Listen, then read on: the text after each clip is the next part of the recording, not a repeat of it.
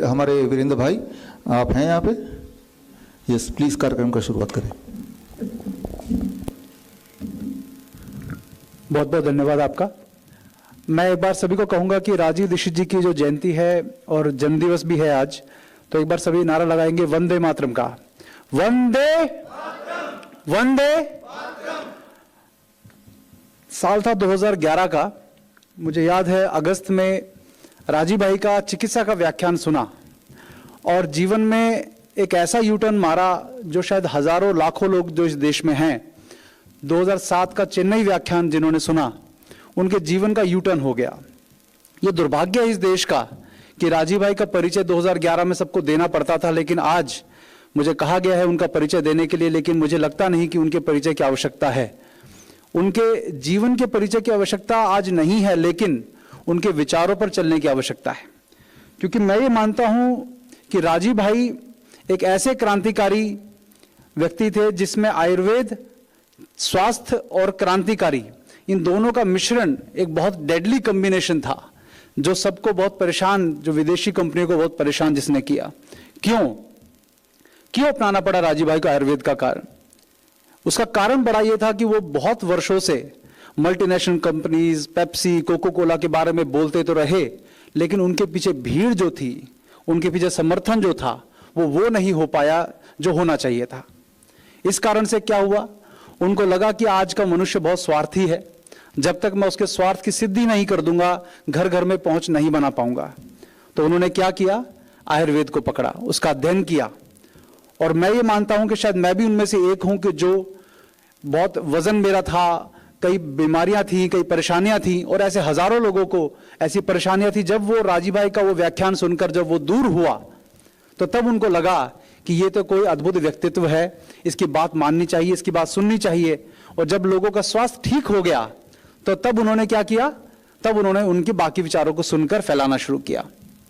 तो इस स्वार्थ सिद्धि का जो साइकोलॉजी राजीव भाई ने अपनाई, ये बहुत अद्भुत एक व्यक्तित्व की पहचान है कि वो किस प्रकार से अपनी बात को पहुंचाने के लिए, वो सब तक पहुंचाने के लिए नए विषय का अध्ययन करके भी वो लोगों के बीच में अपने देश का जो देशभक्ति का जज्बा है वो पहुंचाने की उसने प्रयास किया। जीवन भर लगा रहा वो व्यक्ति। आज भी सूक्ष्म शरीर उनका यदि देखता होगा कि मेरी राह पर कोई चल रहा है, नहीं चल रहा है, तो कम से कम हमें ये लगता है, यहाँ उपस्थित जो मंच है उनको ये लगता होगा कि कोई तो अन्याय के विरोध में आवाज उठाने योग्य है इस देश में। जो उन्होंने अलग जगाया था वो आज भी चल रहा है। तो आज भले अंग्रेजी कैलेंडर के अनुसार एक ही दिन दोनों चीजें मनाई जाती हैं, लेकिन ये एक सुअवसर है हमारे लिए कि हम राजीव भाई को अपने जीवन में उतारें, जिससे कि उनकी जो आत्मा है उसको वो खुशी मिले, वो प्रसन्नता मिले कि उनका पूरा जीवन जिस कार्य के लिए चला गया वो जरूर वो कर पाए।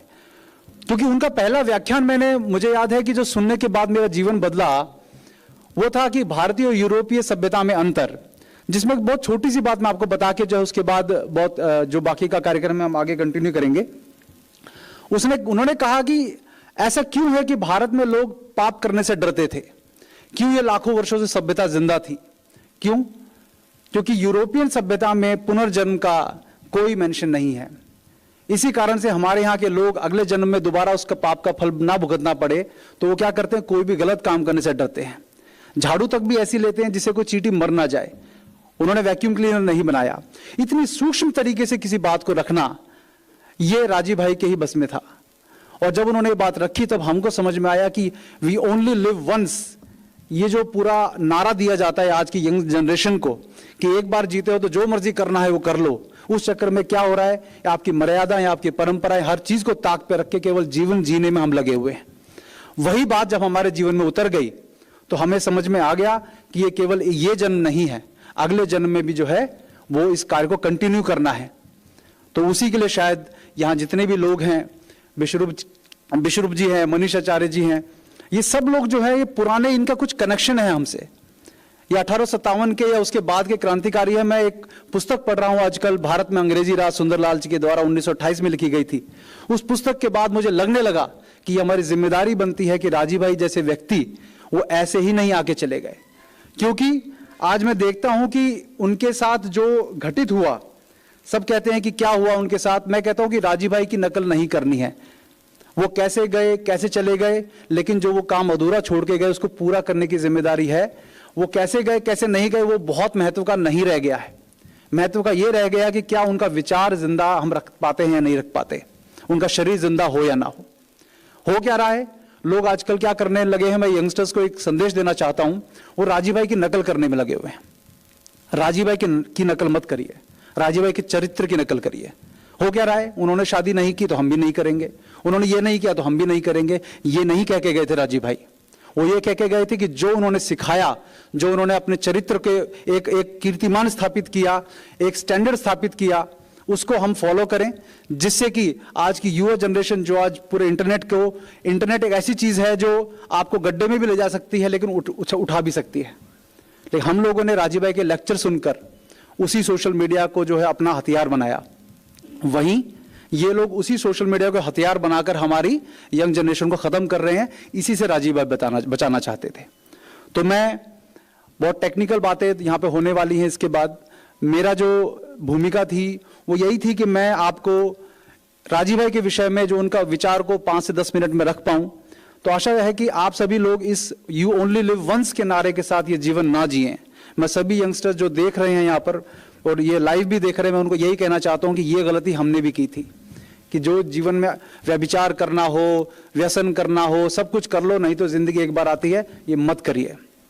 आपकी पीढ़ियों को ये शरीर आपका नहीं है, आपके पूर्वजों का दिया हुआ है। उस शरीर में संस्कार और स्वास्थ्य कायम रखना ये आपकी जिम्मेदारी है। ये केवल आपका शरीर नहीं है कि मैं कमाता हूं, मैं जो मर्जी खा पी के इसको बेकार कर लूं, आपका यह अधिकार नहीं है। तो मैं आपको ये कहना चाहूंगा कि राजीव भाई का जो एक बात कहते थे हमेशा से अंत में अपने व्याख्यान के, कि आने वाली पीढ़ियां जो हैं उनको अपने अस्तित्व का शोक ना हो, उनको ये ना लगे कि कैसे पूर्वज थे हमारे। तो इस प्रकार हमें जिंदगी जीनी है, नहीं तो आने वाली पीढ़ियां हमको माफ नहीं करेंगी।